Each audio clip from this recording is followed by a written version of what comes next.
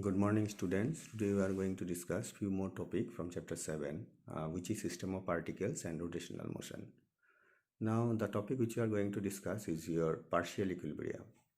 Now, all of you know what is equilibrium. Equilibrium is a state of a system in which the net disturbance is zero.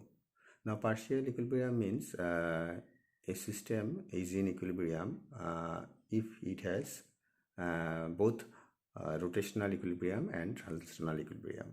Now, partial equilibrium is your what? Either of rotation or translational should be zero, but both is not zero. If both is zero, then you can say the system is in complete equilibrium. So partial equilibrium, either of translational effect or of rotational effect is zero. Now let me read out what we have written. A rigid body is said to be in partial equilibrium if it may be in the translational equilibrium, not the rotational. You can define in other way also like this. A rigid body is said to be in partial equilibrium if it may be in the rotational equilibrium, not the translational. So both are correct. Now you see in this figure you do have a rod. You can say AB. AB is your rod and O is the midpoint. Now the rod is of length L, so OA is your L by 2 and OB is your L by 2.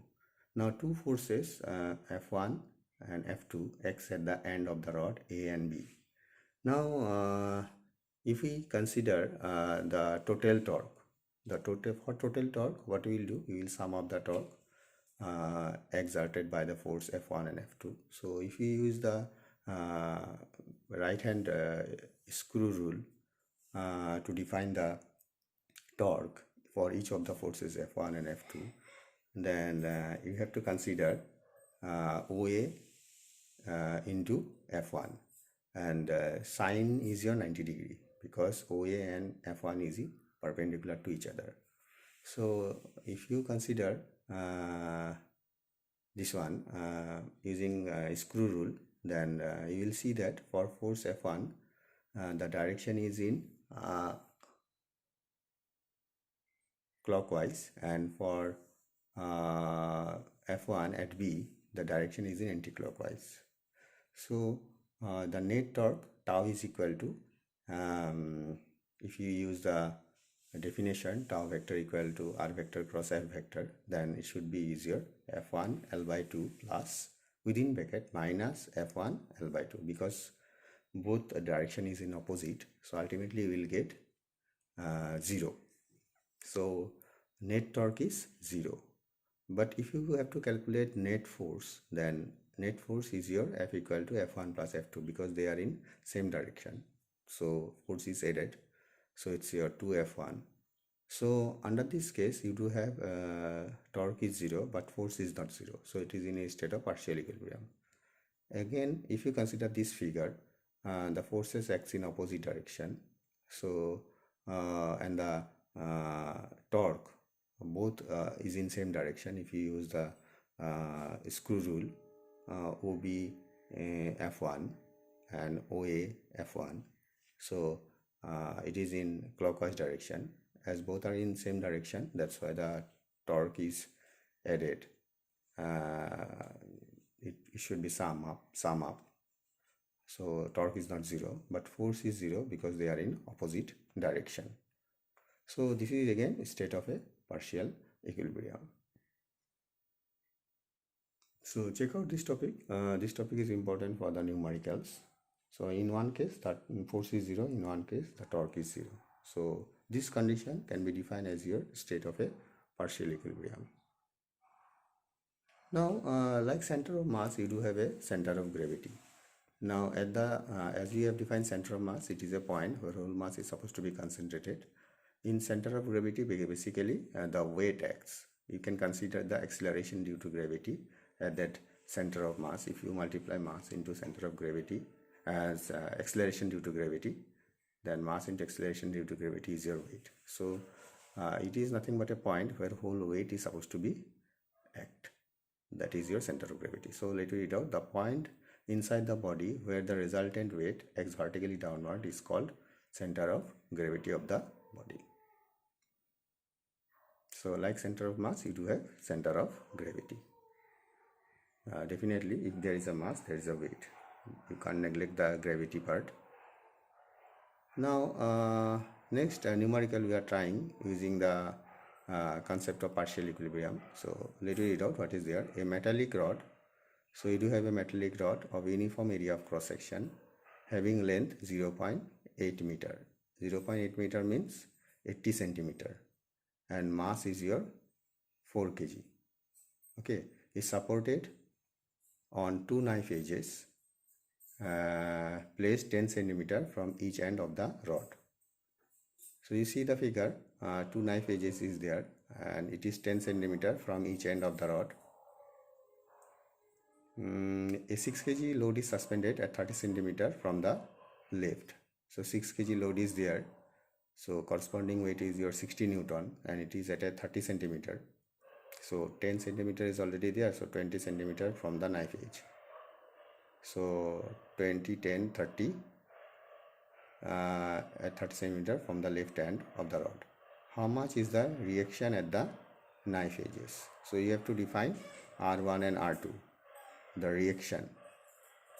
Now you see some forces x upward and some forces x downward. So R1 and R2 x upward, and 6 kg weight x downward. So there is a point where the whole weight is supposed to x, that is your center of gravity, that is C. So 60 kg and 40 kg, because 4 kg is the mass of the rod. So corresponding to 4 into 10, 40 Newton x through the center of gravity, and 6 kg, that is your 60 Newton x from the 30 centimeter as per the question. So 60 kg, 60 Newton and 40 Newton x vertically downward, and R1 and R2 x upward. So if it is in translational equilibrium, then upward force should be equal to the downward force. So R1 plus R2 equal to 60 plus 10, that is your 100. So this is one equation you have got under translational equilibrium. Now again, under rotational equilibrium, if you consider C is a point about which we have to define the moment of force, then you see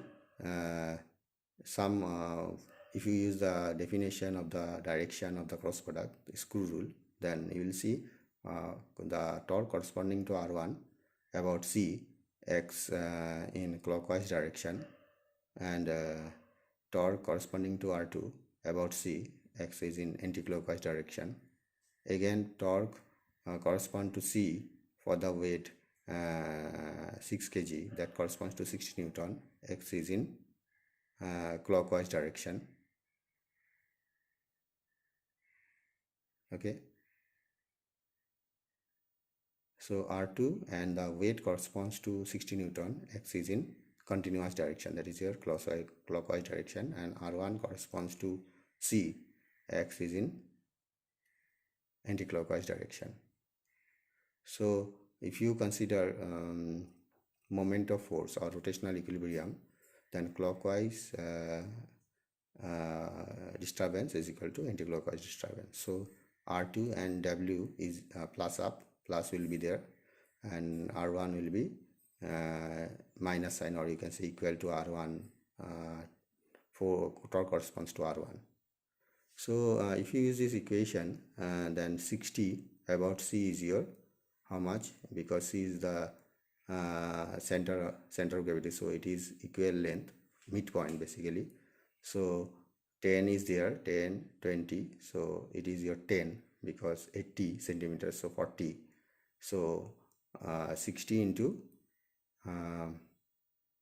10 centimeter means in terms of meter 0.10, and R2 again that is your 30 from C, so R2 into 0.30, and equal to torque corresponds to R1, because this is in opposite direction, correspond to R2 and W1. So it is again 30, so R1 0.30. So if you multiply throughout 100, if you multiply throughout this equation 100, then it becomes 60 into 10, so it is your 600, and R1 it's your 30, and R2 30 minus, this side it will be, so 30, so if you simplify, then it becomes R1 minus R2, it's your 20. So if you use equation 1 and 2, then it's your 2R1 120 and R1 equal to 60. So R1 equal to 60 Newton. So corresponds to R2 equal to 100 minus R1. So 100 minus 60 means 40 Newton. So please check out and try to find out is your query. This topic is a little bit important. So any query you can ask. So thank you.